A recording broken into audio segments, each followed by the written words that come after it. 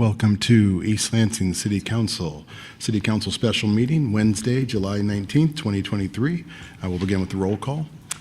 Councilmember Brookover. Here. Councilmember Garcia. Here. Councilmember Watson. Mayor Pro Tem Gregg. Here. And Mayor Bacon. Present. Next up, I'll look for approval of the agenda. So moved. Support. Moved by Councilperson Brookover, second by Councilperson Garcia. Any further discussion? Hearing none. All in favor? Aye. Opposed? Motion carries. Next up, communication from the audience.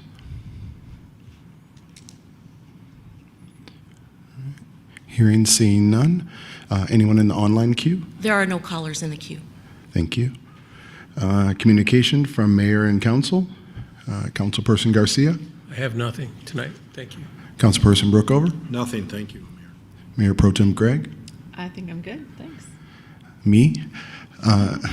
Just first and foremost, thank you to council for working on the schedule to kind of pull this all together. It was really challenging. Thank you to Joyce Parker for her persistence and flexibility to work with us on this. Thank you to Emily. Thank you to Tammy and the entire staff. Thank you to Marie and the clerk's office and everything. This was a Herculean effort to pull this together to get everyone on the same schedule. So thank you all for your time and consideration on this effort. This was tricky. So thank you so much. That was it. Next up to the business agenda, item 3.1, approve appointment of J.R. Beauboeuf? Yes. Beauboeuf to the Board of Water and Light Board of Commissioners for a term beginning July 1, 2023, ending June 30th, 2027. So moved. Support. Moved by Councilperson Brookover, second by Councilperson Garcia. Discussion? So I would just offer that we became aware of the need to make an appointment. This is a non-voting advisory appointment to the Board of Water and Light Board and Commission, and they would represent the City of East Lansing. JR is what he commonly goes by, and JR has been a resident of the East Lansing community for 40 plus years. He lives in White Hills and has for some time. And I want to acknowledge our outgoing board member that represented the City of East Lansing. I think it's 6 years. It could be as long as 8 years. And that was Douglas Jester. We really appreciated all of his hard work and his efforts during this period. As by way of background, I would offer that we did solicit his advice on a successor in terms of the appointment. However, we reached out numerous times. We made many efforts to get in contact with that party and were not able to reach them and to see if they were willing to serve in that capacity. So given the timing that this appointment actually expired on July 1, we thought we would move forward with another recommendation. And I think you have his bio, and if there's any other questions or anything I could assist with, Thank you. And I'll just echo that to Mr. Jester in assisting me and even understanding this board and that it existed. So I'm thankful. I know it was precipitated by the ice storm, and luckily we haven't had to seat it very much since then due to the diligence of this board and BWL. But thank you to Mr. Jester for all of his assistance. All right. All in favor? Aye. Opposed?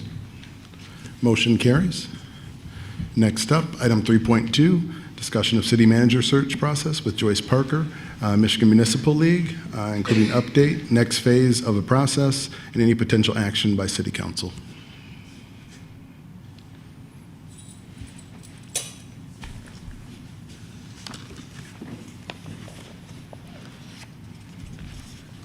Good evening to the mayor, members of City Council, and the public that is here this evening.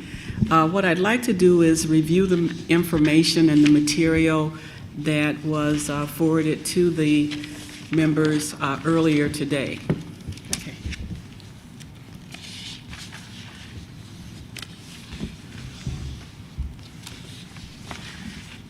Okay, so there's two items that had been forwarded, well, really an agenda and two other items. One is related to a summary of all of the candidates and their qualifications. And basically, the process that was used in order to complete the summary and evaluate the information that was presented to the League was information that had been provided by the candidates, and it was evaluated based on the criteria and qualifications for the position that the city determined in a previous meeting. So there were 14 candidates, and just to give you an example, as we look at number one, the candidate has a bachelor's degree, a master's degree, which was, the master's degree was desired, the bachelor's degree was required. The candidate also had more than 5 years' experience in local government, either as a city manager, assistant city manager, a senior department head, but primarily with local government experience. The other columns relate to having experience in economic and community development, personnel, labor relations, budget and finance, intergovernmental relations, public safety, and public works. And so what took place was actually evaluating each one of the candidates based on the criteria or the qualifications as stated here to determine if they met the requirements. So, for example, with candidate number one, that person met all of your requirements and also had the Master of Public Administration degree. Any questions? Questions?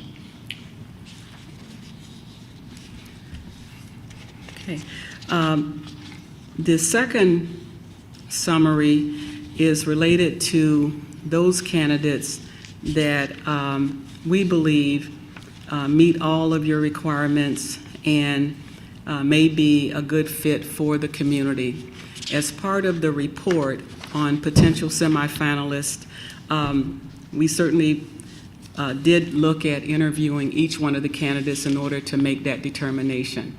As part of the interview, there were a series of questions brought up as part of the process, as well as other questions to determine if there were any inconsistencies in their background in terms of terminations or any convictions, but there were a number of questions. We talked about population of their communities, the diversity of their communities, and how it related to the East Lansing position. And so what you have in front of you is a summary related to each one of the candidates. The information is presented by number instead of by name, primarily to provide some confidentiality to the candidates until such time there's a decision made where the city would like to invite the candidate in for an interview. Once the candidate accepts the interview, their resume and all of their material will be forwarded to the city. The other rationale for the numbering system is to maintain a neutral process where each candidate is evaluated based on their qualifications. So I can walk through this report, and if you have any questions, just chime in and I can try to answer those questions. Thank you. Okay. So you mentioned that these 14 were interviewed, right? Yes, And was that by yourself and others, or just by yourself? it was by me. Okay. Okay, there'll be more questions. Okay. Just for clarity and for the public's sake as well, when you say there were 5 identified with asterisks and recommend, this is from the consultant group or yourself, or are you may be intending to explain that, but I did want to. Oh, sure. So after interviewing each one of the candidates, evaluating their information, the other thing that I generally do as part of the process is a social media check to determine, if there's any concerns or issues that we need to be aware of.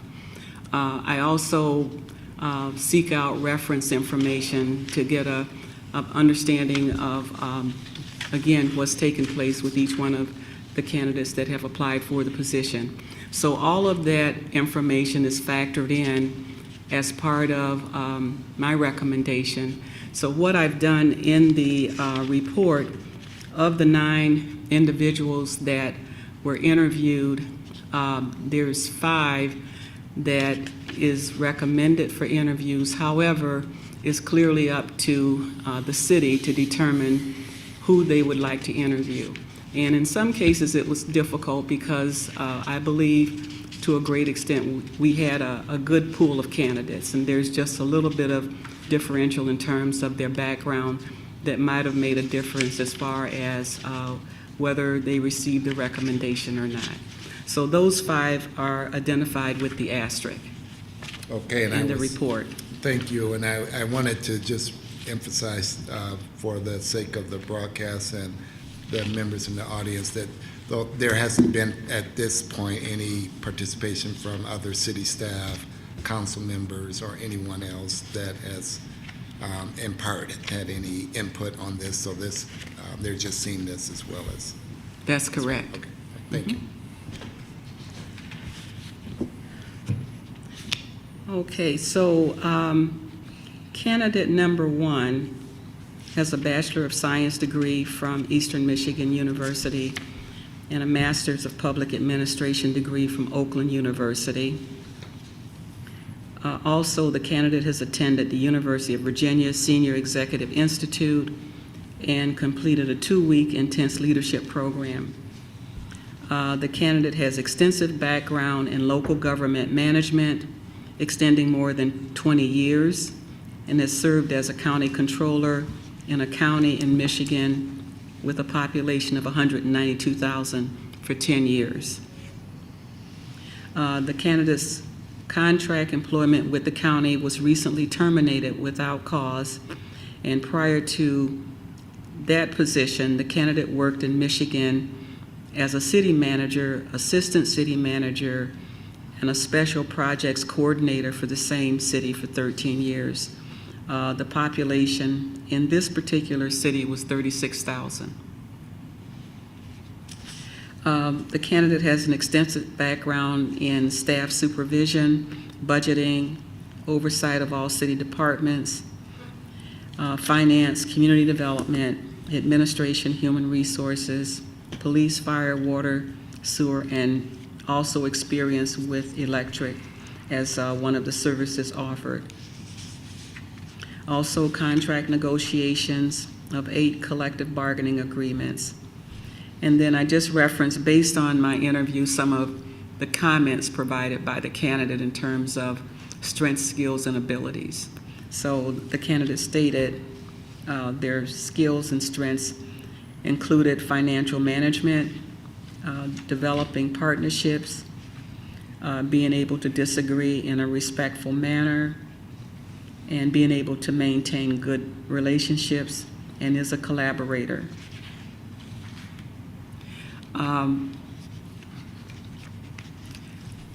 Just in terms of accomplishments, I asked each one of the candidates something that they're most proud of in terms of the work that they've done in local government.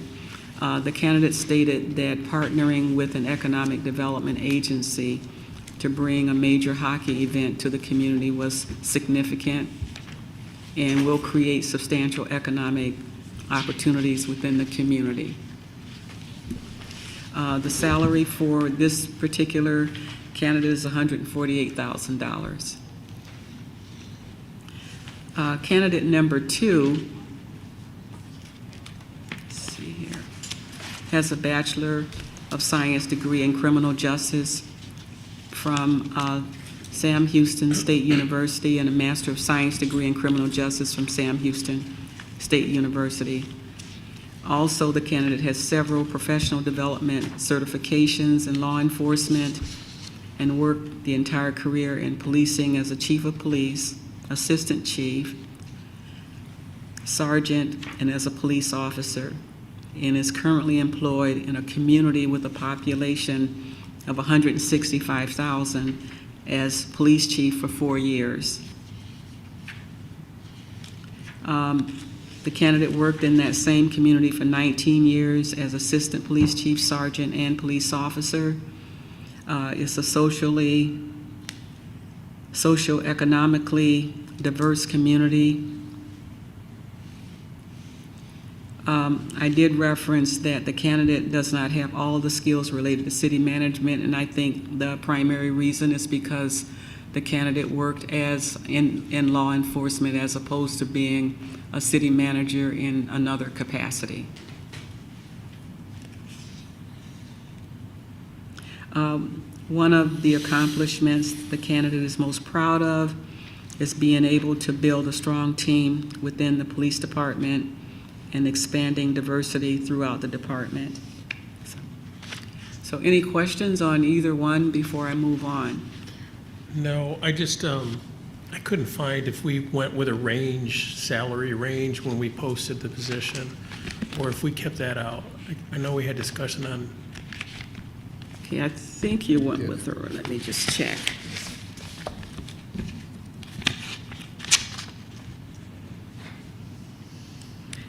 Yes, you had a range of 170,000 to 190,000. okay, thank you.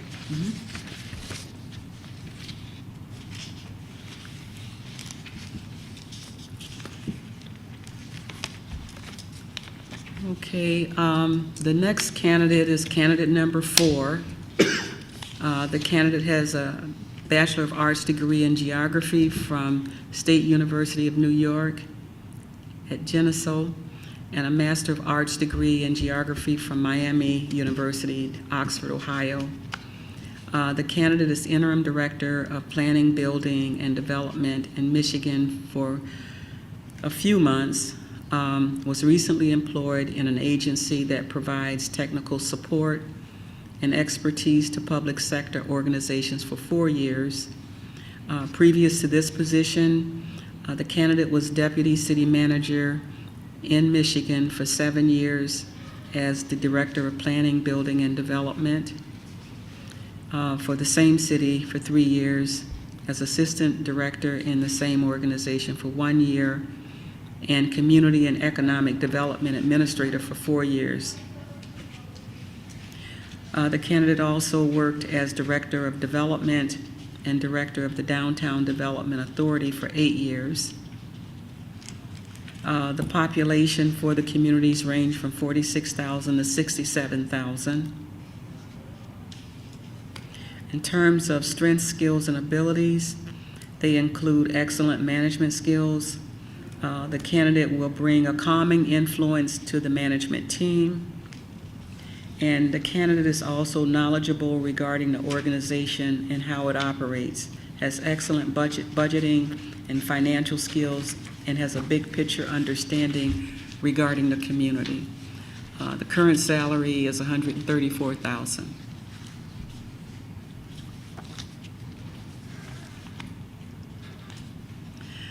Candidate number 6 has a Bachelor of Science degree in Community Development, Public Administration, is a certified public manager through a program at Saginaw Valley State University, a graduate of the FBI National Academy at Quantico, and attended police staff and command in Northwestern University. The candidate is currently a township manager in a township with a population of 20,000 in Michigan for 4 years. And previous to the current position, the candidate was police chief in a township in Michigan for 2 years. The candidate also serves as a planning commissioner and is interested in East Lansing because of the size of the community and the challenges offered in terms of opportunities. The candidate's strengths, skills, and abilities include the candidate's knowledge of local government. And then in terms of a major accomplishment, the candidate was involved with completing a water tower storage project, which was fairly controversial. Current salary is $113,000.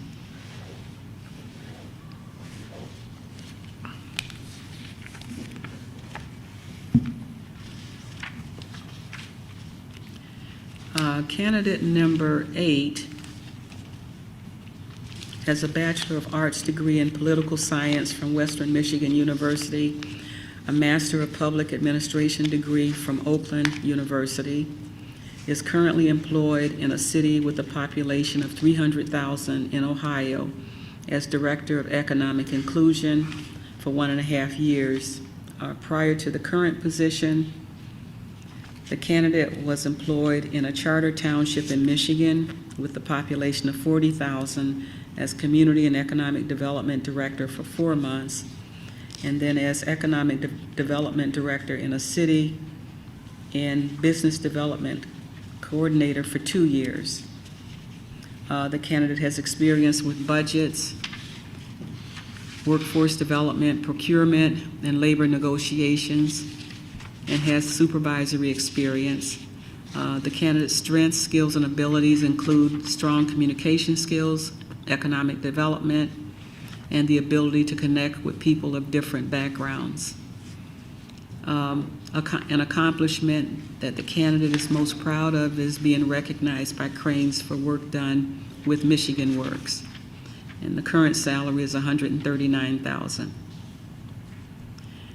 Candidate number 9 has a Bachelor of Arts degree in History from UNC Wilmington and a Master's of Public Administration degree from UNC Chapel Hill. The candidate is currently employed in Mississippi in a city with a population of 22,000 as city manager for 4 years. Previous to this position, the candidate was employed in Michigan in a city with a population of 4,500 as city manager for 1 year. The candidate is interested in East Lansing due to an interest in working in a college community and the challenges presented in the community. Strengths, skills, and abilities include being able to build consensus, strong budget and management skills, and skill with financial planning. As an accomplishment, the candidate is most proud of the elimination of a deficit in a downtown Renaissance project that involves several stakeholders in the community. And the current salary is $135,000. Candidate number 2 has a Bachelor of Science degree in Public Policy from Michigan State University, a Master's degree in Public Administration from Ohio University. The candidate is currently employed in Texas in a district with a population of 8,000 as Municipal District Manager for 3 years. Prior to this position, the candidate was Vice President of the Board of Directors for the same organization for 3 years. The candidate was on the Board of Directors and handled many of the duties of the authority before being appointed as their manager. Also, the candidate is from the Lansing area and would like to return to the area. Current salary, $95,000. Candidate number 14 has a Bachelor of Science degree in Public Administration from the University of Kansas, is a credentialed certified public manager, and has achieved level 1 certification in the Municipal Leadership Academy program. The candidate has been employed in smaller communities and is currently employed in Missouri as city manager with a population there of 9,700 and has been employed 2 years. The candidate was previously employed in Kansas as city manager for 4 years in a city with a population of 3,300. Also in Kansas in another position with a population of 2,800 for 2 years, and served as city clerk, assistant city administrator in another city with a population of 2,300. The candidate is interested in East Lansing because it is a college town, and the candidate is looking for a community where the family and the candidate can reside long-term. The candidate has been involved in several capital projects, water sewer projects, and has experience with natural gas and electric utilities. The candidate's strengths, skills, and abilities include finance and budget, is collaborative, and empowers and works well with staff. The candidate is analytical and builds strong leadership, and an accomplishment that the candidate is most proud of is working to make the community where the candidate served in leadership better off due to the candidate's involvement. The salary is $140,000. I think we might have missed candidate number 5. It's top of the fold, yeah, number 5. Yeah, it's, if you don't mind just going back to that one. Oh, sure, sorry about that. Yep, no worries. Number 5 has a Bachelor of Arts degree in History and Political Science from Boston College, a Master of Public Administration degree from Indiana University, and is a credential manager with ICMA, is a certified public finance officer with Government Finance Officers Association, and a certified labor relations professional with the National Public Employer Labor Relations Association.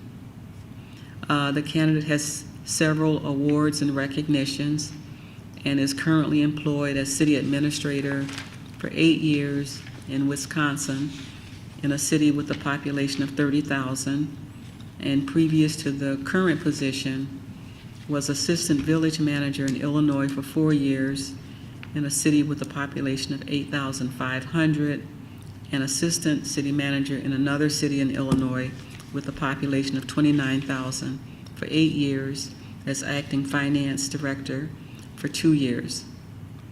He also worked as assistant to the city manager with 2 years and communications coordinator for 2 years.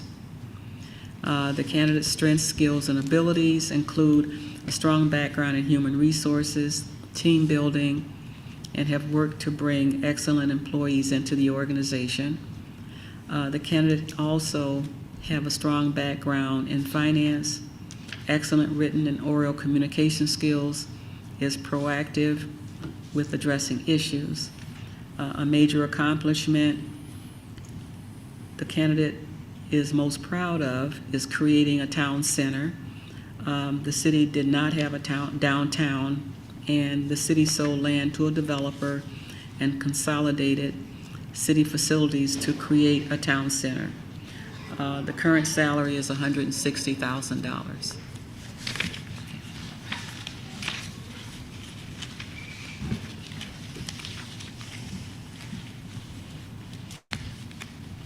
Any questions? Sorry I missed, if I missed this because I wasn't here yet. And am I able to ask if the records show that I'm here, or is it? Go ahead. Okay. Please let the record show that I'm here. Thank you. So does do the numbers match with the candidate qualifications? Like if I see candidate 1 on the semifinalist list, does that match with name number 1 on the East Lansing candidate qualifications? Yeah. Okay, thank you.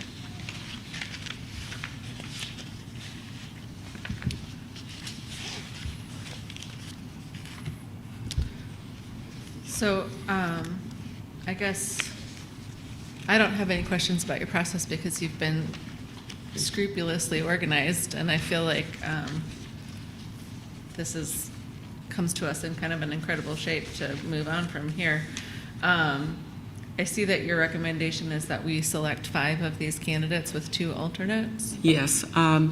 Generally, we recommend the 5 because interviewing 5 people in a day is, it's a pretty full day. And going beyond that creates problems, just remembering each candidate and what their strengths, skills are related to the position.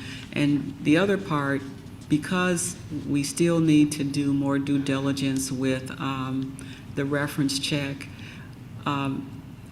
we do have situations from time to time where when that process is completed, a candidate may not meet your requirements. And so in a case like that, we'd like to have the alternates as a way of staying with the 5 candidates. And then the other consideration relates to candidates actually accepting other positions and withdrawing from the process. So if someone decides to withdraw, if you have the 2 alternates, we have the opportunity to still have 5 candidates to interview. And then I guess it's such a boisterous place, our community center. Well, it's a community center. It is. And it's being used. Yes, it is. So I guess, I kind of had a chance to look over this just briefly before the meeting and then made notes while you were going through. And I've got a strong 4 and then a kind of secondary 3. But I guess what was the process? Are you hoping to leave this meeting with a list of 5 candidates from this body, I guess is the question. Yes, what I would like to receive from you tonight is identifying the 5 candidates, the 2 alternates, and a potential date for interviews, primarily because in order to get back with the candidates, they're going to want to know when the interviews will take place. So that would also help us with moving the process along. As mentioned earlier, with your better candidates, they generally are interviewing in other communities, and so to have it, the process out a long time creates a problem with retaining good candidates. And do you have a recommendation of, should we be looking, I guess, how far out do you want us to look at that schedule, knowing that these people are going to have to make travel arrangements? Yeah, I would suggest 2 weeks out. Okay. That will give them time to get it on their schedule and make travel arrangements if they need to do that. The week of August 7th, is that what, as you're saying, 2 weeks? Yeah. Let's get a calendar up here. Yeah, so we're kind of looking at that second week of August potentially.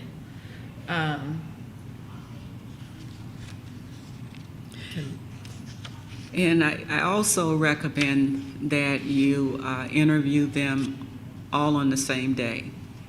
The other thing you might want to consider is whether, as part of your process, if you want to have some type of meet and greet with the community and with the staff. It can either be for all 5, or you could actually have it for your finalists. It's really up to you as far as how you would like to proceed with the process. Can I ask a question about the alternates? Do you have a rank of alternates already in mind? So the likelihood of somebody in the top 5 not wanting to move on, or something happens with a reference check, is probably likely. Who do you then go to? Out of this group that you have in here, do you have them ranked as alternates? I do not. I was thinking that's something that the council might want to do is select the 2 and kind of rank who's number 1 and who's number 2. Okay.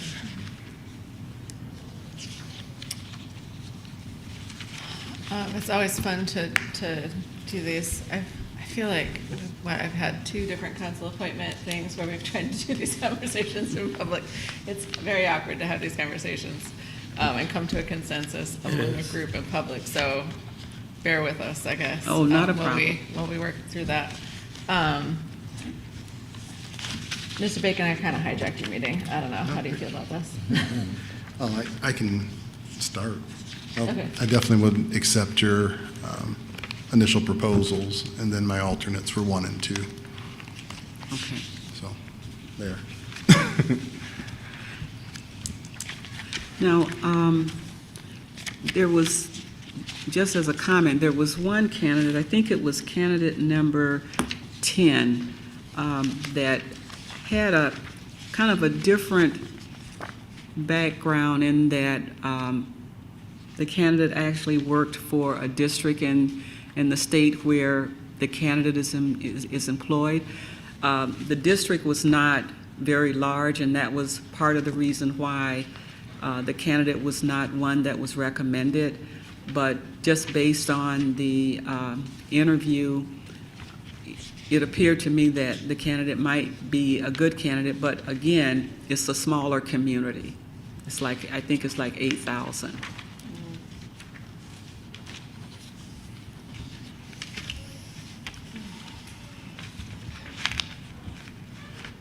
Well, to echo the mayor, I also think you've done a superb job, and I certainly accept your 5 as the 5, and then I would be in favor of candidate number 1 and number 14 as the alternative.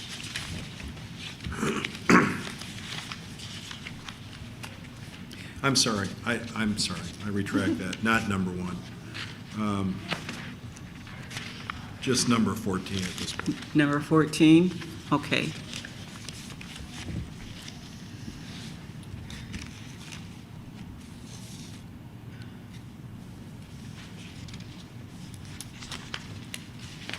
So just so the public's aware of it, so I think your recommendations for the 5 are candidate number 4, candidate number 5, candidate number 6, candidate number 8, and candidate number 9 that you've identified tonight.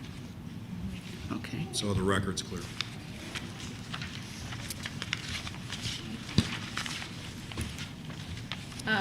I had, my thoughts mirrored yours pretty closely. I had number 1 as a preferred choice just based on their thing, but I'm happy to move them into an alternate position, accept your 5 recommendations, and then have number 1, and I liked number 14 as well as the alternates. Okay, number 1 and 14? Yep, with you, accepting your recommendations on the, Okay. the 5, yep. Councilperson Watson? What can I understand about the demographics of the candidates?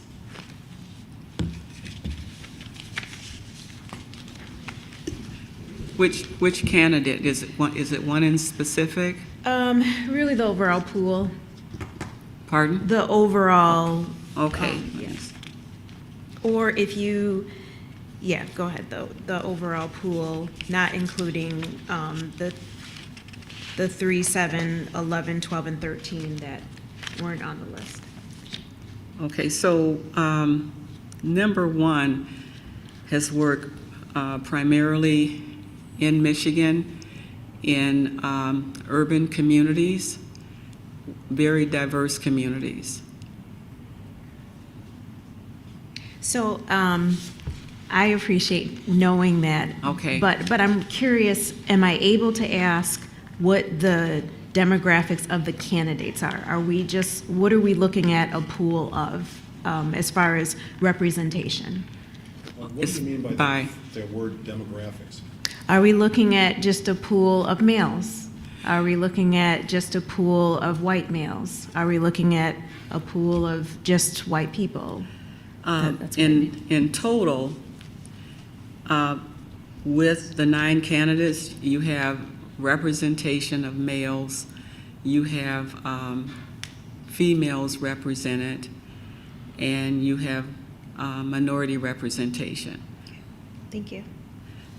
Now, I guess the question I would ask of you or the council is whether you want to know of the 5, who's included in the 5. I Like, go ahead, sorry, Councilmember Watson. I do. Okay, So in the 5, you have minority representation and male representation. No females, just to confirm. Pardon? No female representation. That's correct. And with the candidate 1 and candidate 14, does that change it? I just want to make sure we don't get Okay. too specific here. That's We fine. can talk in generalities. Yeah. But I just want to make sure that Okay. when we make the decision, it is based on the qualifications we have before us. Thank you. And, this also speaks, though, to interview processes where you get to the table and suddenly you've only made space for males or, just females. And so I think a part of me, I hear I do hear your legal perspective, but also as we're trying to change the narrative and change who comes and who applies, it's important to be cognizant of who it is that we've maybe said a no to, but yeah. But I hear what you're saying, and you don't have to answer about the 1 and the 14. When we get to our final 2 and our final total of 7, am I able to ask again if it's changed? For the total of 7, my response would be no. Okay. Thanks. Now, if there's an interest in looking at an alternate that is female, I could take a look at that if that's what the council would like to do. I mean, it's your process. But At risk of letting down my gender, I feel like at that point I'm kind of not comfortable picking and choosing on non-background qualifications, and so I'd kind of, it's kind of a bummer to hear that there's no women in the bunch, because obviously I'm a proud female public servant, and I appreciate that I've been given recognition from different groups for just holding this space, and I think it's important for people to see women in power, and that that's fine. But what we have in front of us is the response to a job application where we put out specific qualifications, and obviously it's not appropriate to list qualifications based on things that are not in experience, but are things like race and gender. We can't qualify that within a job description, and so I don't think it's probably good to consider that when we're considering the candidates that we would interview. So that's just my personal preference, I guess.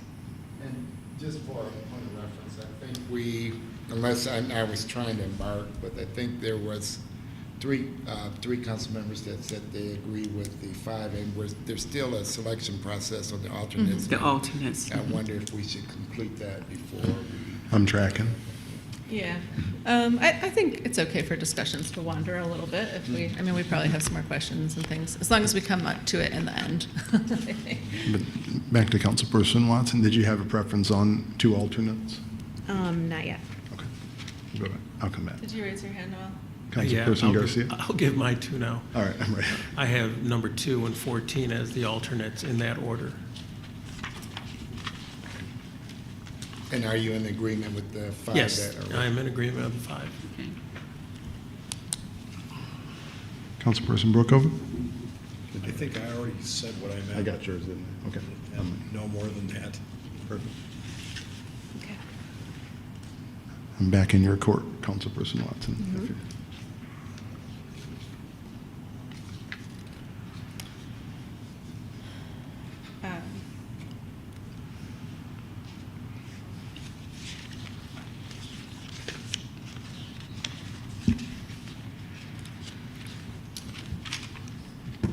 So we're at 1, 2, or 14.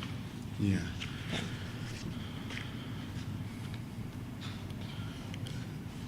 And mathematically, 14 would be the first alternate. right at this, if we stopped right now. Okay, all right. 14 works for me, and the 5 candidates that we've discussed. And so 1 or 2, is that correct? Yeah.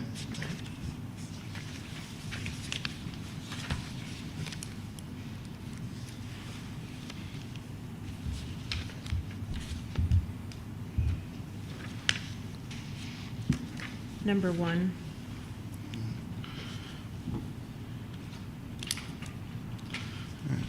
So if the council's agreeable, I'd make number 14 would be the first alternate, and number 1 would be the second alternate, if the council's agreeable to that. Okay. Okay. Okay. I usually am pretty scrupulous about keeping my cell phone away during meetings, but that's where I keep my calendar. So you're all gonna have to bear with me for a little bit. Mondays and Tuesdays are the easiest days for me to block off full days if I need to. I think we do have, is the 8th council meeting though? 15. The 15th, okay. Okay. Okay, so are we looking at the 7th or the next week? I think, according to Joyce's advice, sooner would be better. So the 7th and 8th would be my preferred dates, but the 14th or 15th would be fine as well. I can make other days work during the week. It just involves a lot more organizing.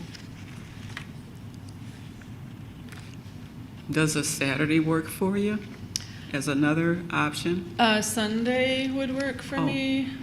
Saturday, I'm in another town, but again, it would be the Okay. same level of scheduling complication. I can get my other responsibilities covered if I have enough notice, so.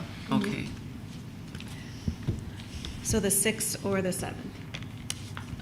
Yep, or the 8th, but if that doesn't work. Oh, yeah, yeah. Yeah, I can't do the 6th, so. Okay. I am most available the 7th or the 6th. Now, I have a commitment on the 8th, just Okay. to throw that out. Okay. Yeah, I- every- I'm available any of those 3 dates, 6th, 7th, or 8th. And just for clarification, we do not have a council meeting on the 8th, right? no, following It's on the Tuesday. 15th. Yeah, okay, yeah. Yep. Yeah, that would be a long day. Right. Yeah. I could do the 7th as well if Councilperson Brookover. I'll be here whenever we do it. Okay. Okay. Looks like the 7th. The 7th? Like starting at 10, you think, or? I mean, I kind of like the idea of having, I mean, I'd definitely like to do kind of a staff-involved meet and greet. Wonder if we could do like a breakfast or something where we could have people come in and introduce themselves. Doesn't have Okay. to be a food breakfast. It could just be a like breakfast timed meeting. Did- Just because, I mean, to me, that's the most important thing in this transition is to bring some peace to our staff. And so I would want to involve them if there was a way to involve them. I'm in agreement of meeting staff, but what's the process with this 5 and the interview? Are we going to then, are we going to make a decision on this, or is it already decided? Are we going to take that 5 down to the top 2? Or, and then maybe that's a possibility to introduce the staff? I don't know. Yeah. Well, you know, there's a couple of ways you could do it. You could interview all 5 and then narrow the scope to maybe 2. And with the 2, maybe have a meet and greet. You could have that with the staff prior to a second interview. If you'd like to have a second interview, or the staff can meet the 2 and provide feedback to you. Yeah, that's how I kind of envisioned it. I don't know if we have already had that discussion or not. Haven't done this for a long time. Yeah. Ms. Parker, I want to back up a step. I have some questions for you because I just want to understand what your recommendation is in your experience. First of all, in terms of these interviews, how long would you anticipate these interviews being? On average, it's about 40 minutes to an hour for each interview. Okay. So that's part of the reason why I'm recommending that you do them all in one day, maybe an hour apart, where you might have 2 in the morning, have a break for lunch, and then have 3 in the afternoon or 3 in the morning, but basically allocate the time for the day for that purpose. Okay, and then the other thing I'm curious about in terms of your experience and recommendation is, what do you recommend in terms of interaction with members of the public and the staff? In other words, I believe the last time we went through this, 11 or 12 years ago, there was a process by which these people were also interviewed with a specific list of questions, with 2 council members being present, and then certain members of the public from various commissions and boards and things also being present and having the opportunity to hear their answers to the questions. So what procedures have you used in the past? Well, it's varied. I've had a process where the city narrowed the scope to 1 candidate, and that candidate participated in a meet and greet with the public, and the staff was there as well, and members of the council was there, and the public actually did an introduction and then answered questions from the public, not like the questions that you would answer or get answers for as part of the interview process, but more general questions where the public might have an interest in certain areas. So I've seen that process.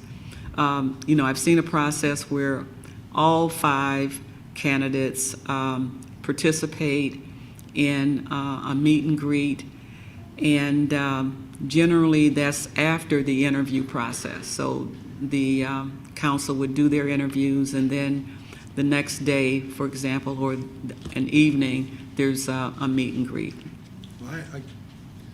What's a meet and greet? It's like a reception Okay. where it's open to the public. You invite your stakeholders into the process by inviting them to the meet and greet so they can meet your finalists or meet your candidates. We just call it meet and greet, but it's really a reception. Do you have a recommendation for us as to how to go through these processes? Well, I think. If the answer is no, that's fine. I'm just curious. Okay. You're the expert here, not us. Yeah. So. Yeah, I think what I've seen that, well, really it's worked well both ways, where you conduct your interviews, you narrow the scope to maybe 1 or 2 candidates, and then have the candidates meet the public and meet the administration. So, but that requires 2 days. And that, Can I just chime in? I don't know, a couple of processes I've witnessed or been Okay. a part of that where there was like a round robin approach where you would schedule individuals to meet at different times with the interview process, then maybe meet with staff, and then maybe meet with identified stakeholders. Mm-hmm.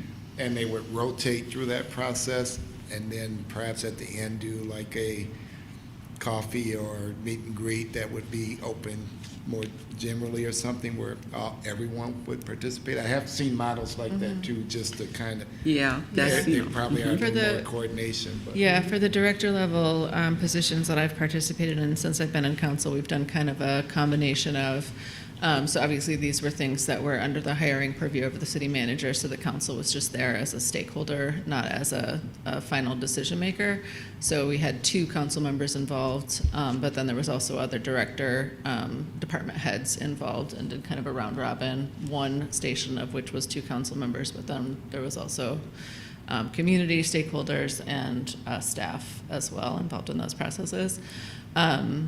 I'm conscious that we're hiring somebody that we're hoping to hold a position for decades. And so I don't want to, I kind of want to do it as carefully as possible, but while also being considerate of these people's time, knowing that they're traveling and yeah, so, yeah, I don't know what that means, but I would like to consider feedback from our staff as part of the process, and so I'd like there to be some part of the interview process that involved staff, and I don't know exactly what that would look like, or how we would get that feedback in a timely fashion so that we didn't leave these people hanging indefinitely. And, you know, you don't want to do an interview and then not Right. hear back Mhm. quickly.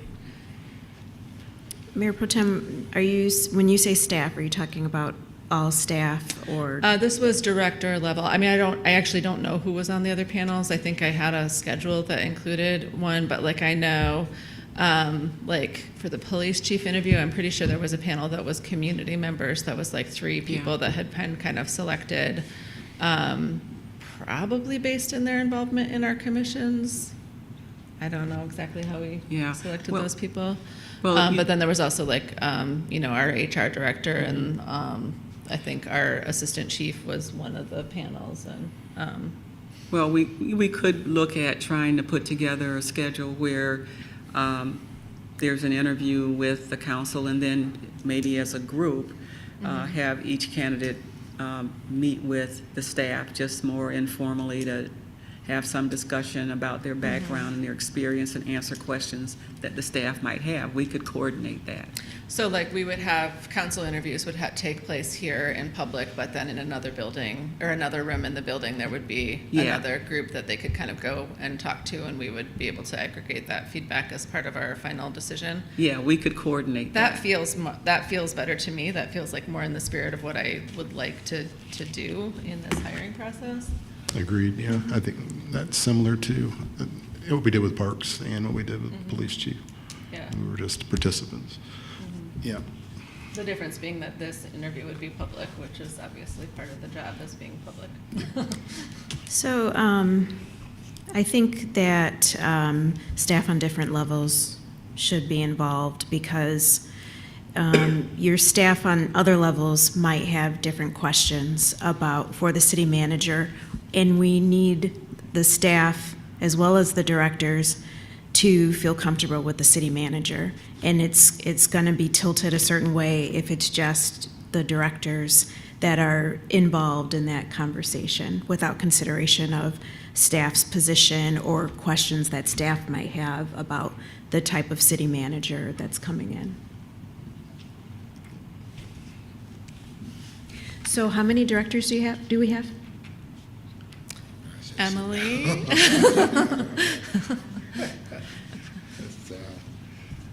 I honestly don't know the exact number either, but I would say 8 to 10, something right around there. So my thought process was maybe 20 people could be invited. So the directors definitely, and then we could have slots for staff to come in some way, shape. But I do like what you all were talking about the interview happening in one room and then they go to the next room if we do it in one day. Councilmember Watson, were you thinking that they would have a kind of a open interview that would involve 20 people, or would we break that down into smaller groups?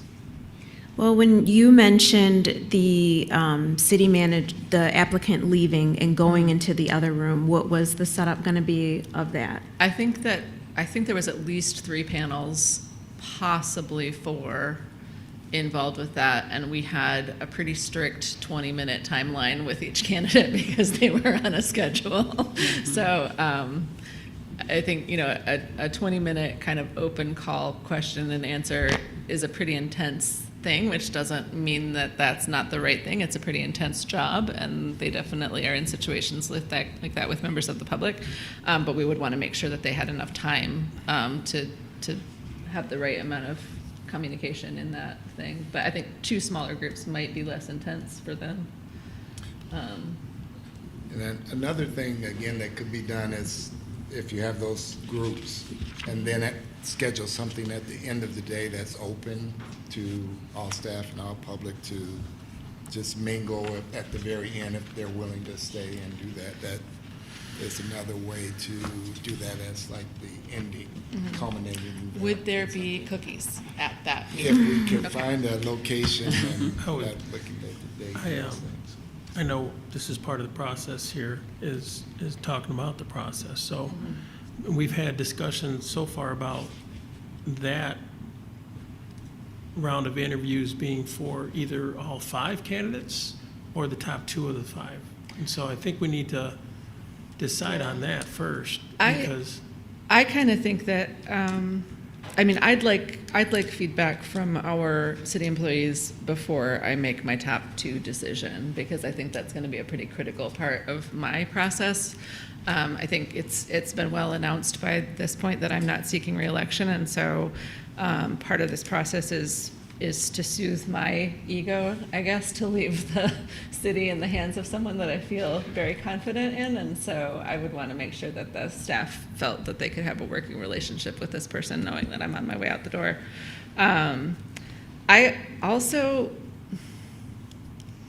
I would like to get it done in one day. I mean, that might seem kind of optimistic, but like, I don't really, I mean, we're talking about putting these people through a very intense process, and it would kind of be nice if they didn't have to come back for round 2. Yeah, If we absolutely. know enough at the end of that day to make our decision, that would be kind of ideal. So I think maybe we could go forward with the idea that we are going to make our decision at the end of that day, and if we absolutely cannot and we need a round 2, then we might have to address that at that point, but You mean the decision to narrow to 2? no, I think it would be nice to pick our candidate on that. You on mean that. have 5 and then pick? If we can, I mean, I think, you know, it might be very obvious who the right person is. If But- that's the case, I don't know. if we're going to consider feedback of the staff in that second group, how are we going to do it all in one day? Well, we would have to, I don't know if we'd make our decision that day, but we would have to, like, use that I day's see. interviews to make the decision, hopefully soon after that happened. We would need time to, obviously, come to, you know, You just confused me. sorry. I'm not trying to dictate this process in any way, so if you guys have a different idea of how this should work out, then I just definitely think speak up. it turned into 2 days. Well, 2 days for us, 1 day for the candidates.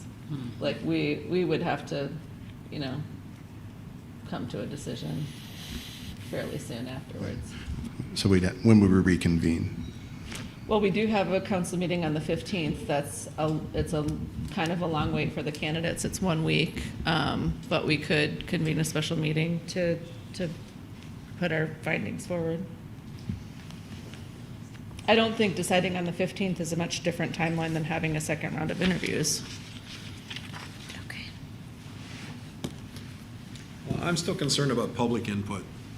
I think somehow we need to give the public an opportunity to interact with these people, and a meet and greet sort of makes me nervous. I don't, that's sort of an informal thing, so I just wonder if there's some way to construct some kind of public interaction like we're constructing the staff interaction. And I understand, Jesse, what you're saying, but I have these thoughts. If somebody really wants to be the city manager of East Lansing, they'll come back for a second interview, number one. Fair. And if they're not willing to, then that tells me something, number one, or number two. And then the reality is, I just think it's a more deliberate process to do a 5 and do some of these things we're talking about with interaction with staff, have some time for some feedback, because I can't get the feedback the same day and decide on a finalist. I may have my own ideas at that point, and I think then at that point, we can narrow it to 2 if we want to. Now that doesn't prohibit us Right. from at that point saying, no, we don't need to go through to 2. Sure. We know exactly where we're headed right now. Yep. So I don't think that's exclusive, Fair. So Yep. I just think that I don't know why. It just makes sense to me, and it gives us time to sort of consider input. And frankly, if we have some mechanism for public input, it gives us a chance to sort of hear from some of the people that are either watching this on the TV or whatever we call it nowadays, or are here and maybe asking some questions or something like that. So that's sort of the way I'm leaning on it. So in the 5 to 2 scenario, are you envisioning public input happening at the 5 level or at the 2 level? Well, I'm waiting for the expert to tell us what to do. Yeah. But yes, that's because I thought she was sort of leaning towards the 5-2 thing, and I think I'm answering your question is, yeah, I would anticipate if we could figure out how to do it, to have the public and the staff somehow involved on that 5-day. Okay. We get the input, we can have them do a ranking or, some kind of a chart. I assume, Ms. Parker, you've done that before, where the public or the staff fill something out. Yeah.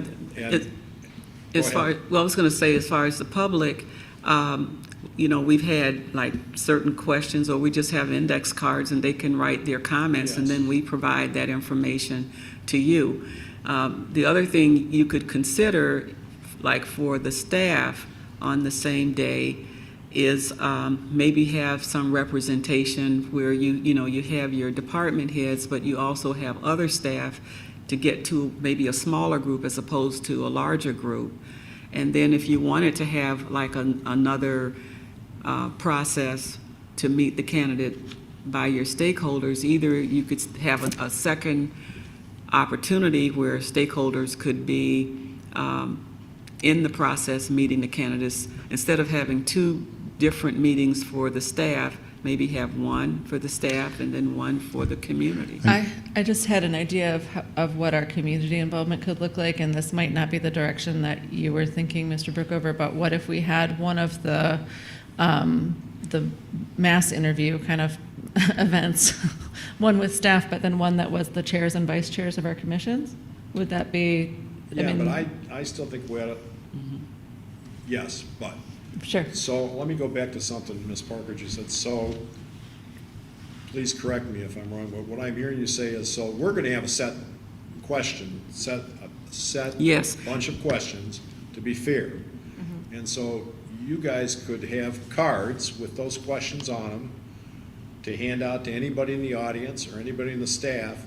So essentially, people that are watching could then give their reaction to the answer to the same questions we're asking, correct? Is no. that what you've done before, or am I No, misunderstanding? that's a little bit All right, different. so you're talking about them writing out their own questions? Or their comments. So, Oh, okay. yeah, so let's say there's an opportunity where either your two finalists or all five meet the community. They could, on an index card, give you their comments about the candidates. Yeah, I get that, that's fine. Yeah. We just need some kind of, coherent feedback from them, and that's as good as anything I think it would help if we put days with it. I think what's getting me off track is this, the 7th, 8th, 9th. I didn't hear the first part of that. How many days are we running this over consecutive days? Like we were saying, if we're traveling, people are traveling, or like Well- we would run. That's what I'm trying to get at. I think I'm still thinking we're talking about doing the bulk of, like, doing the 7th as a very intense multi-interview day. There's 8 hours for 5 people with 1 hour, so you got 3 hours left. Yeah, and then knowing that they could be doing the other, the bulk interviews, I guess. I don't have a good idea of what to call being cross-examined by 20 city staff. The gauntlet, they could be doing that while we're doing the other interviews with the other finalists. But then I think we are going to need some time to sit with that information for a little while. Before, and then so potentially calling back for a second interview would be removed from that 7th date. It would be a ways out from that, so that we would have time to. I heard what you were saying before, but after going through that interview process, I don't want to be put in a position of having to make a decision that day. Yeah, 'Cause no, I don't think so. Yeah. I'll be Okay. so jumbled around, Yeah. and so.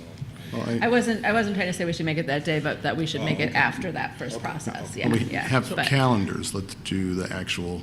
Let's put some structure to what people Well, are saying. I'm It not- sounds like the 7th is the day that works for everybody for the intense day, and then just as a placeholder point of reference, we have a city council meeting on the 15th. Right, so no action in between, or is it Just action? review. I mean, personal review, but if we do want to do something in between those two, that it would involve calling a special meeting. Correct. Yeah. Yeah, which I'm fine with. That's I what I'm just getting assume, at. once we get the big meeting done, then I'm fine, Mayor, with us doing a special meeting for this, just this purpose. I don't want to load a bunch of other stuff on there. And then potentially invite them back for a second interview if that's where we're at, or if not, maybe we make a decision. One thing I would offer, and I want to be careful how things are constructed. If they're considered interviews, I think we have to be careful to have the questions vetted beforehand or read or prepared so that we don't unintentionally, so if there are people that are not accustomed to doing interviews, they could ask illegal questions. What church do you go to, or Well, I faith? think that's what Ms. Parker's going to do. Yeah. No, He's I'm talking saying about the if we set up the open other, forum. other Outside, groups, yeah. we need to also make sure that they would, if it's an interview, so if we set up a group of stakeholders or staff members, we would have to prep those staff members. If it's a meet and greet, there's probably the potential to have more informal conversation, and that becomes less problematic. But one thing that is a possible consideration too is to spend the 7th as the kind of formal interviews with staff panel, a stakeholder panel, and the council, and then have a brunch or something, or breakfast, where it's a meet and greet or some other kind of arrangement for public the to public. come and meet and have coffee with all of the candidates or something like that. Then their travel could be arranged for those 2 days or some of those things. But I just wanted to be cautious about, I know it's important to have the public be able to ask their questions in interview, but I think we have to also make sure that they're doing it properly. Legal, yes. So you're saying that those, even the questions that are outside of this public meeting should be submitted in advance and checked to make sure that they're appropriate? Or if it's Well, a formal group that yeah. we've set up. to Yeah, and I be- guess just to chime in on that, like, for example, with the council, I will provide some draft questions that you can decide what works and what doesn't. If you want to add to the questions or take questions off of the list, you can do that. So I'll send that in advance of the interview and ask that you provide to me the final questions so that we can get those prepared. Now, with the staff and with kind of the meeting with the stakeholders, if you could do something more informal as opposed to formal, I think the setting may not require like questions in advance. It would be more with just trying to get to know the candidate. There- you know- You got me back to meet and greet, whatever that is. I'm sorry. I'm back to, no, now I get it. Reception. Yeah, no, Okay. Randy's right. It's just, to me, it's like, okay, we set up some opportunity for people to interact. Yeah, they and I interact. just want to make sure some staff get to interact and some. Yeah, but it you know, should be more non-employees. informal, I think, yeah. Yeah, because, I'm sorry. Go ahead, Dana. Councilperson Watts. Thank you. I was thinking, I like the idea of Monday being the day that the candidates are interviewed alone, and that perhaps either that evening or the next day, maybe there could be a town hall and/or the meeting with different types of people that work for the City of East Lansing. And that has to do, my thought process has to do with your nervousness before your interview, or what it means for the two people, if we do a brunch, the two people that are interviewed versus the other people that are waiting. And it feels like it would be fair if they all were there, you know, in the same place where their interview is over with us, and then the staff have heard and have their questions, and possibly we have a town hall, because if we had a town hall, they can the community can write their questions down, and we can read them aloud, or we can decide, you know, whether or not to ask that question Yeah. or not. And so that was my thought. Well, Ms. Parker, if we had what Ms. Watson's calling a town hall, I mean, could you act as the moderator and the person who sifts through the questions?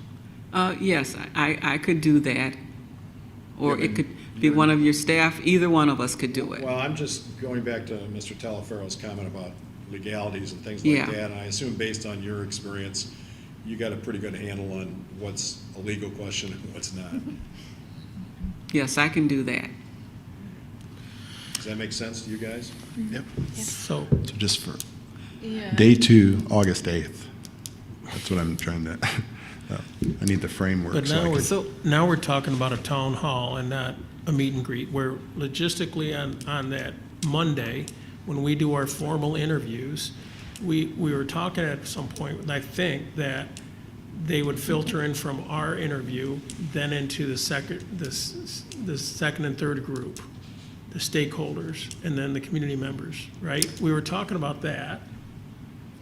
And my question on that was gonna be, if it's gonna be just a meet and greet and not questions from the stakeholders or the public, you wouldn't have to be there to vet the questions, right? If it's a meet and greet, If it's just a meet and greet. yeah, I would, well, either way, I'll be there, because that's part of the service that we provide. But I'm thinking that with the reception or meet and greet, what you normally do is give your candidate, let's say you have a finalist, or it could be all 5 at the reception. You'll give them maybe 2 or 3 minutes to introduce themselves. And after that's done, then it's a matter of the public, those that are there participating, they might have a question that they might want to ask. But generally, I have found that the public doesn't really ask a lot of questions that's intrusive. You know, it's not that type of a setting. And then the third part of it is getting their comments. So they may ask questions just to be more familiar with the candidates, but then they may have comments they would like to share with you. So we suggest that they place those comments on an index card. We collect the cards. We can either summarize all the comments and get those to you, or we can give the cards to HR and they can provide that information to you. No, I think I'm sensing this group hasn't interviewed in a really long time because of how they're structuring this. I think I think the Mondays that we want them to be able to put their best foot forward. If you're going to do an hour interview, like that's it. Like you can't send them into it. If we want to do a staff, if we're going to reserve the 7th and the 8th, then the staff portion could be the morning of the 8th if we're going to hold them for 2 days, and then there's a meet and greet in the evening or something like that. I don't think On the 8th? I just don't think you can cram an hour interview. Do and be then, cognizant of the fact that some of these people are employed in other things and they're taking a leave from their job in order to come. So it might be more difficult to do that if we stretch it out over 2 days. So aren't we already? Where's this meeting? And that's my confusion. I'm getting confused by the group. I don't. When is the meeting? Is it the evening of the 7th? So I'm not understanding the timeline. Yeah, I will give an example of one that I participated in years ago. Yeah. There was a time for meeting with what might be called stakeholders, and that might be commission members, if there's somebody from respective boards that you think are important, or MSU, or some other major kind of stakeholder in the city. Again, those were formal questions. They all asked the same questions of every candidate. There was, of course, the interviews with the council or the city manager and those things, and that was a separate panel. And then there was a third interview with, in this case, specific department staff.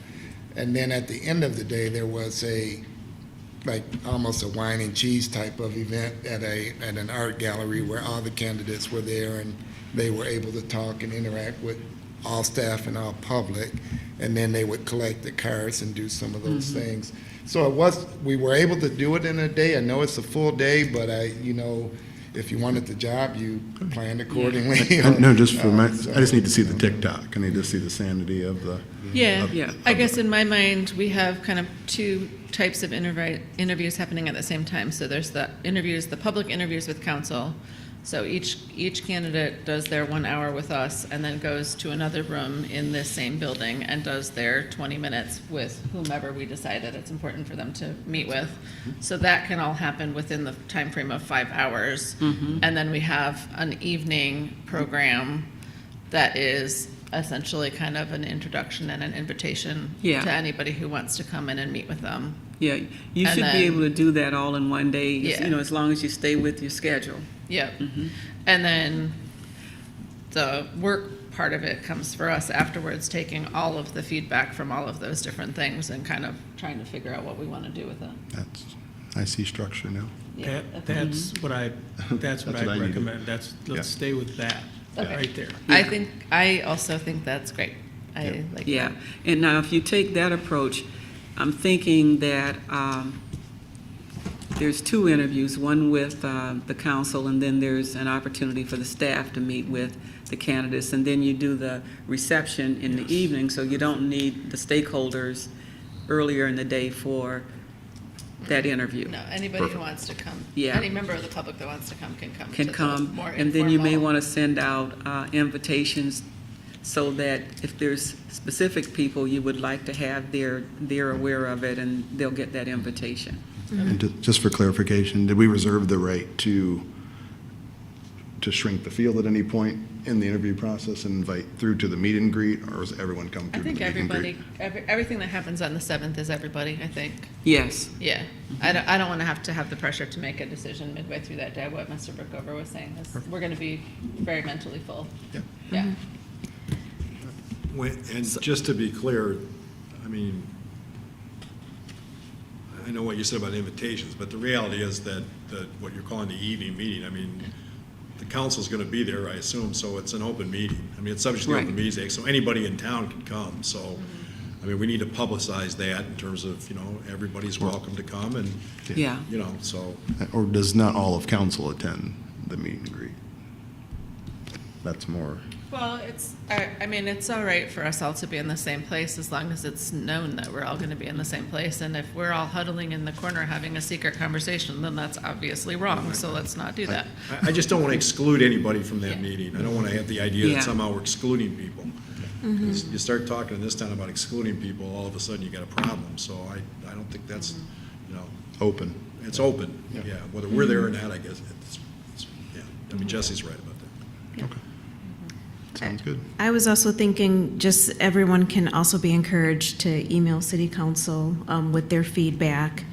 And perhaps when the staff talks to the applicants, they can get their information compiled in some way. Like perhaps they can anonymously submit ideas or thoughts on the candidates, and that can just all be compiled for us to take a look at and take into consideration as we're thinking about their city manager. I think that's a great idea, and I think Ms. Parker's organization ought to do the compiling, and those ought to be anonymous index cards or Yes. something like that she then collects. So, Yes, we can do that. thank you. Do you want to rebid the job now? You wanna- Just Well, wondering. Yeah, I'm just hopeful that you'll find someone in that group that you really connect with and feel like they're a good fit for the community. I guess, okay, so the schedule for the 7th being decided, do we want to have a special meeting before the 15th to either whittle the field or announce our preferred candidate?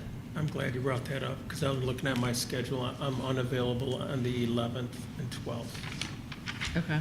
So if it's Thursday or even the Wednesday, I can do it. Wednesday is easier for me. Thursday, I'm usually out of town and I would have to arrange to have other staff cover my responsibilities, but I could be available Wednesday much more easily. So are we talking about the 9th? And this would be an evening meeting? Not necessarily. It could also be a first thing in the morning meeting. Which day are we talking about? Wednesday the 7th? 9th. Okay, the This 7th, is- we're talking about an all-day situation. Yeah, Okay, I just wanted to- this is a potential special meeting before the council meeting to either whittle our field or announce our choice. Yeah. I can do something. Early on the 9th, I can do something. Like- I can't do the 9th. Okay. There's also the Sunday, for me anyway. The 13th. And then the 14th before. The 7th is a Monday? Yeah. The 7th is a Monday. So, yeah. And then And you said you could do Thursday or not? I can do Thursday. Dana, can you do Thursday? The 10th? I cannot do the 10th. Oh, you can? Okay. Well, how about the following Saturday? The 12th. It would be easiest for me if we could do it in the morning. I If I can't do could be on the road by 10:30, I wouldn't have to arrange somebody else to Yeah, I cover can the do store. Yeah, no, okay. Say Saturday the 12th, no? No, it was the Saturday before that I can't do. So you Oh, are no, I'm available on the sorry, 12th? no, No, folks, you're not, listen. okay. I'm available first thing on the 12th. I'm out Friday and Saturday, I can't. Friday and Saturday. Okay. Friday and Saturday, 11th and 12th. Okay. Got it. And Thursday was not good for you, Mr. Bacon? Nope, And Sunday, the 13th? 13th's fine. I can do that. Yep. I can do that. I can do that. Can we do the wine and cheese like the city manager was? But that's also Oh, the never mind. possible, that's also the possible time when we'd be inviting two people back, Right. correct? Okay. That's what this one's for, right? Or are we making a I decision? think that would be for us to make the decision of whether or On not- that day? On that day, the Okay. 13th. That would be the next, that would be the possibility for us to publicly discuss our feelings about Okay. the Okay, second. I understand. Yeah. Okay. And what time are we talking about starting on Monday, the 7th? Have we figured that out? Yeah, I was thinking 10 o'clock, or do you think it should be earlier?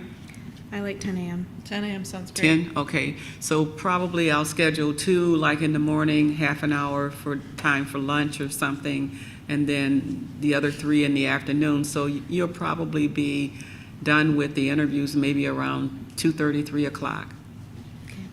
And then everybody goes home and has a nap, and then we come back for the For the mix reception. and mingle Yes. reception, And that mix which will and- have cookies.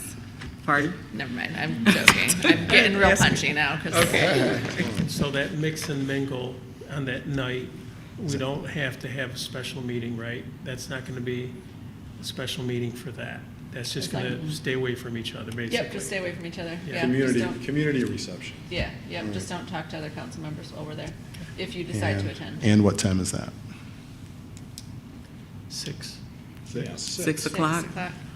I mean, might as well say it all in right now. Say it again? I just want us to say it all now. We're Yeah, just like, no, we're I- kind of hemming Earlier the Okay. better. 6. Okay, so 10 till like 3, we're doing interviews, and then the Does that work for you, the Dave? evening thing is at 6 p.m. Okay. Okay. Without knowing facilities availability, what's gone out, is there any objection if we have to move off-site to, if we found a local restaurant or something that could give us a banquet room or My something preference like would that? be this room. If we can't get into this Okay. room, then All right. I'm okay moving off-site. Okay, we'll I try just- to get um, the. I'd say facilities. preference here, then second, the big room, maybe at the library, second. Oh, yeah, the community room at the library, if And that's then, available. Yeah, that would that's be our good. first. Or the whole library. Or the Yeah. library, That's true. yeah. Okay. Okay, and then, so that's the 7th, so that's an all-day everything, and then the 13th is our special meeting to discuss our feelings about the candidates. Yeah, what time? I'm okay with 10 for that one as well. if that That's good. Is good. Councilperson Brookover? Yeah, that's fine. Councilperson Watson? All right. Okay.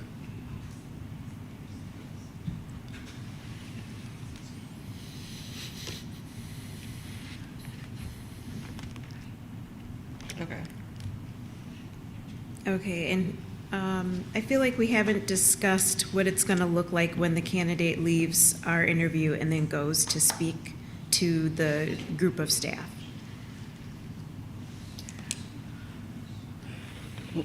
What was the question? So I don't think we've discussed fully what it's going to look like. So the candidate interviews with us at 10 o'clock, one candidate, and then they leave and then they go talk to the staff. And then what does that setup look like, or what is that going to look like? Well, I kind of envision it to be one where you have maybe some department heads and maybe other staff members that are not department heads, but, basically have a group that would have more of an informal discussion, maybe starting with getting to know the candidate a little bit better as far as their background, their experience, be able to ask questions related to the work that they've done. We could come up with questions for the staff. With the staff, could we do something where we have staff submit questions in advance and we can kind of maybe categorize a few things that seem to be of primary interest to the most people and kind of concentrate on those things, We could. Yes.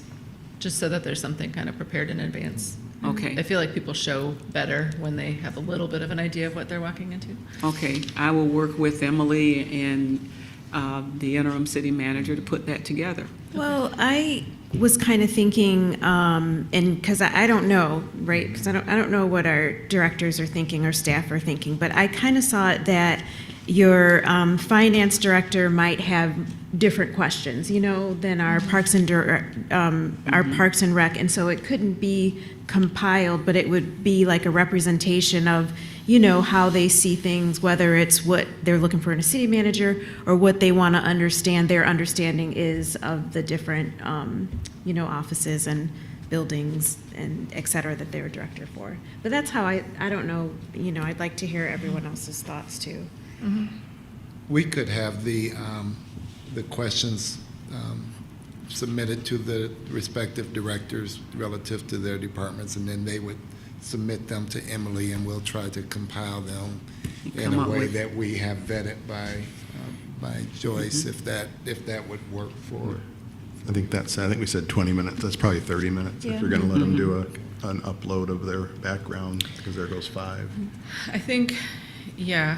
I think when we did candidate interviews I participated in for the police chief and also for the parks director. We did like maybe 6 or 7 questions, and we assumed that it was going to be about a half an hour. Because there's just, you know, you need time to respond to those questions. So I think but again, I guess we'll see what comes back in terms Yeah. of suggested questions, and then it'll be kind of apparent if there's ones that are obvious and should definitely be on the list. Yeah, I don't want to penalize people if they're more verbose or things like that. I think you get penalized in these Yeah, types just- of interviews. Yeah. I just like the idea of prepared questions so that every candidate is being asked the same Same question. question. Yeah, Yeah. exactly. Because if you give them freedom, it's just going to be, they're going to be all over the place, I think. But, you know, still getting their input by Right. giving you questions that they might think are important, then you can vet those.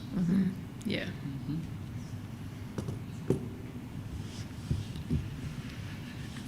And is it important that we stick to the time frame? So if we're saying we're interviewing each candidate for an hour, is it important we make sure it's an hour, you know, up to an hour for each? And then same with when they're meeting with the staff, that it's. Yes. Yeah, okay. And generally, when I send the material out and when I meet the candidate here, I remind them of what the time frame is. It's because it is important that they understand time management as well, and your time. Thank you.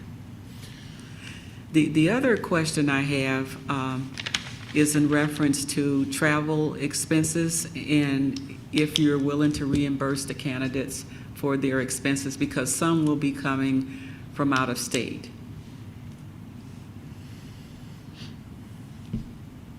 I think that's part of the expense of the process, I think. Okay. Yeah. But, I mean, Same, yeah. I agree. Okay. Yeah, because I have to give them that information in advance. Okay. Will you have some guidance for them in terms of, rooms? Are we going to select? If there are certain hotels hotels that you would like to recommend, if you get that information to me, I can make sure they have it. It will help them to make their arrangements. Yeah. So if you have suggestions, let me know. I don't know if we have a preferred vendor list in that way. No, but I would like to, if they're, like, for meals, we could give either a range or, because some things, city, we may not be able to pay for alcohol or some other things like those. So if we could give them what is customarily our Your policy. policy. Yeah, if we you could do provide something that, I like can that. certainly share that information. Okay. Well, I guess this surprises me just a little bit. I didn't know that we incur the cost there. I thought if you're interested in a job and you have to make arrangements, you pay for those arrangements yourself. I'm not opposed, I'm just feel like I have to say that. And what I have found, if the candidate is within a radius as far as near East Lansing, if they can drive in, they probably will not request reimbursement. Generally, it occurs when you have a candidate that's from out of state and they have to actually fly in, or they drive a long distance, or have to get a hotel room during the time that they're here.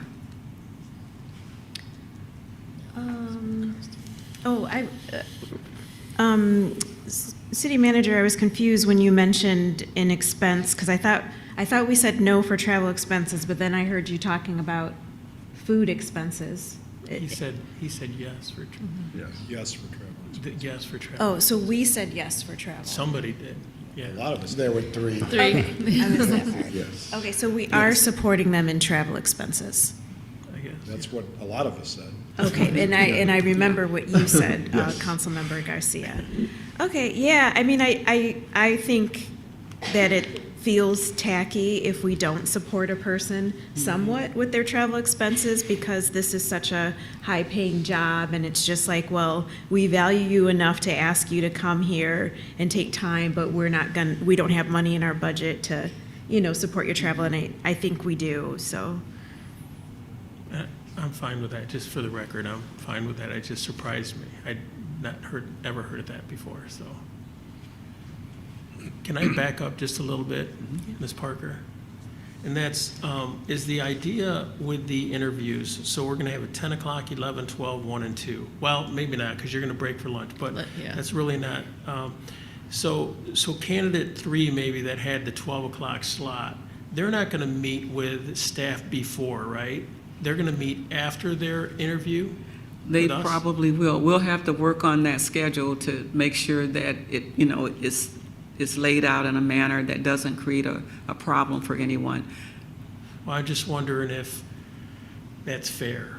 Like, should they meet with the staff after?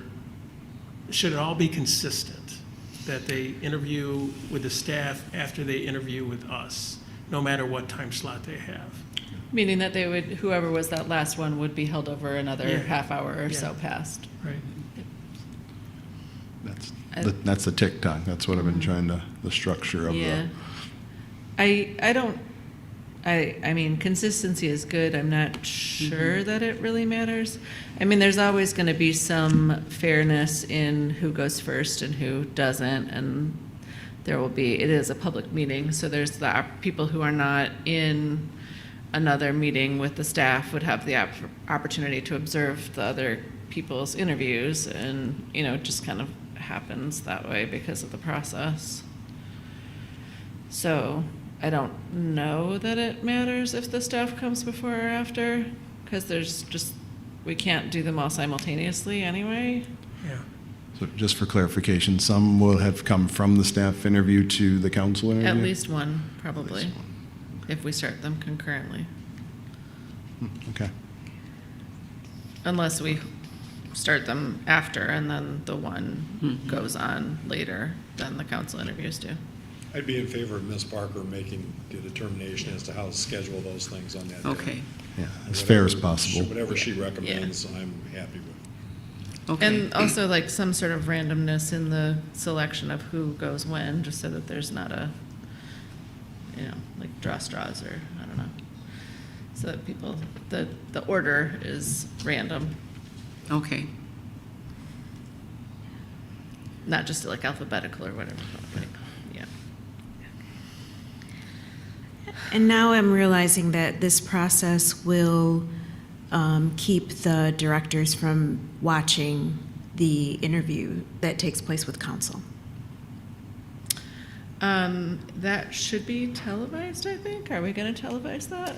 Would there be an option for people to watch it afterwards? You could. I don't, Tammy, you had like a little blink. Was there a conversation about that? We would have to check the schedules, Video Pro, to see if they're available that date and for that amount of time. I mean, I think I would be in favor of televising them if it's possible, just because it's one more opportunity for the public to be involved with the process, because even if they can't make it there's gonna be a 6-day period post-interview before we meet to consolidate our feedback. And so if there's archived video of those available, then people can watch it and submit comments to council at their leisure through a 6-day period. It just opens it up a little bit more. So if they are available, that would be my preference, but looking to the rest of council, if you guys think it's important if it's televised or not. Yes, if they're available, yeah. And, yeah, it's just, pretty normal that we see the directors sitting out here, so. They are an engaged bunch. Yeah. But I guess if it's okay with everybody, then that what we're creating right now, again, means that the directors won't be able to sit in and be a part and be able to see and think as they typically do.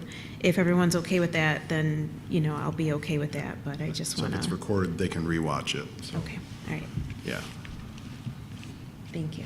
that's fair.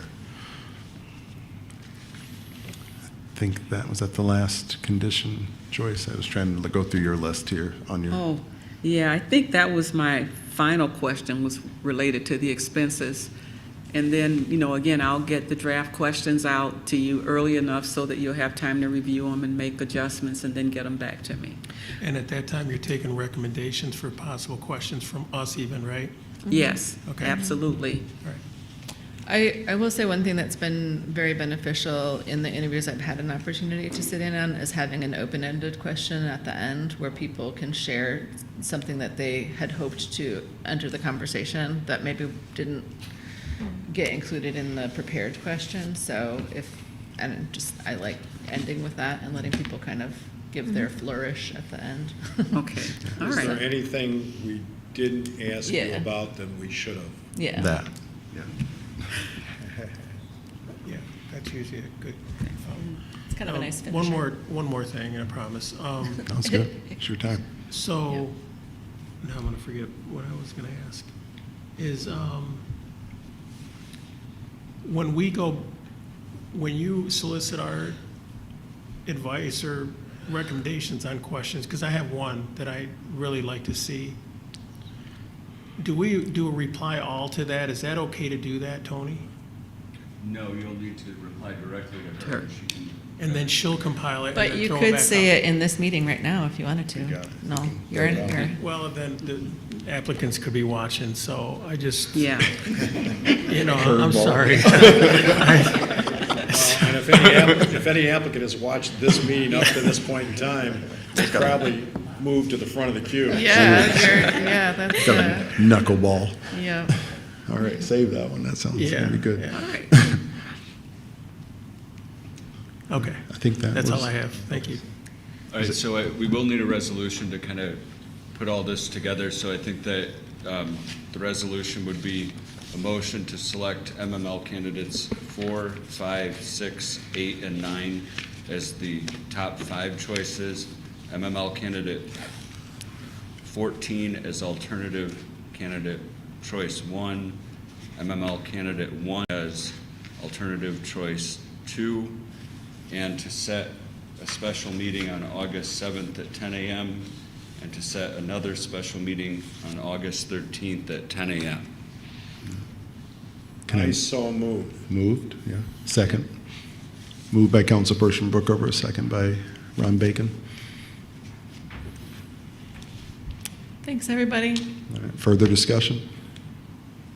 Just, I would like to go on record with a comment for Joyce because, and for council, to say that I know there were concerns about the different date for the meeting and locations that were being considered, but every effort was made to be as transparent as possible and to coordinate the schedules to get everyone that needed to be here for this meeting.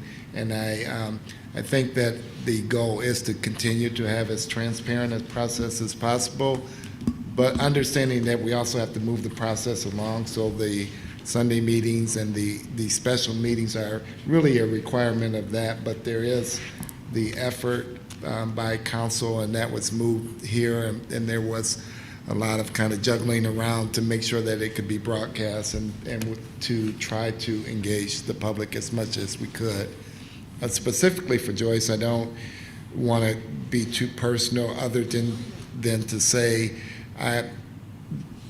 there are many people that don't know the conditions under which she's continued to work, and I want to applaud you for working through. I know it must be a very difficult time, and say thank you so much for all the work during that time, and just wanted to acknowledge you for that. Thank you. Thank you very much. Thank you very much. Yeah, thank you. And just to echo that, I'm also appreciative actually that you got to see us try to work these calendars out in public. And that's what it's like to try to have a meeting or do anything. There's a wisdom in deciding the schedule far in advance so that it can be accommodated, So, but thank you very much. And thank you, Joyce, and for being so supportive. And I know it was a tough time, and I called you, and, I was caught off guard, and you were so professional with everything that was going on in your personal. So I just thank you for your professionalism. Oh, you're quite welcome. Thank you, Mayor. Thank Thank you you. to the council. Yes, thank you for guiding us through this process. All right. All in favor? Aye. Aye. Opposed? Motion carries. All right. Next up, item 3.3, consideration of resolution to propose an amendment to the charter of the City of East Lansing to change the composition of City Council to 7 members. City Attorney? Thank you, Council. Good evening. We have discussed this twice previously. I again apologize for the records issue that brought forth the wrong or the unupdated version at the last council meeting. What is in your packet is the updated version. It changes 3 sections of the charter to effectuate the change of City Council from 5 members to 7 members. Again, this would only be placed upon the ballot for the voters to ultimately decide. You would be deciding to put these proposed changes on the ballot. The first is changing section 3.1 to reference that the change would be just from 5 to 7 council members, and that the additional council members would be elected at the next regular election as set forth in Charter Section 14.3. I specifically tie-barred Section 14.3 in this section because per your previous action, 14.3 changes are on the ballot to potentially change them from odd to even years. So this will be reflective of that date, whatever date is determined as a result of the vote. And sections 4.7D and 4.8C both recognize that a quorum or an affirmative vote would be based on 3 members, which would constitute a majority of 5. Moving to 7, the new number is 4, and so it's just changing the references from 3 members to 4 members. Thank you. Before we consider this, could we just please correct the 4th whereas, so it's spelled correctly? It's correct. It is? Maybe not on your copy, but I have a corrected copy of it. Yeah. Perfect, thank you. Yeah. Thanks for catching. I'll look for a motion. I'll move approval of a resolution to propose an amendment to the charter of the City of East Lansing to change the composition of the City Council to 7 members. Second. Further discussion? Yeah.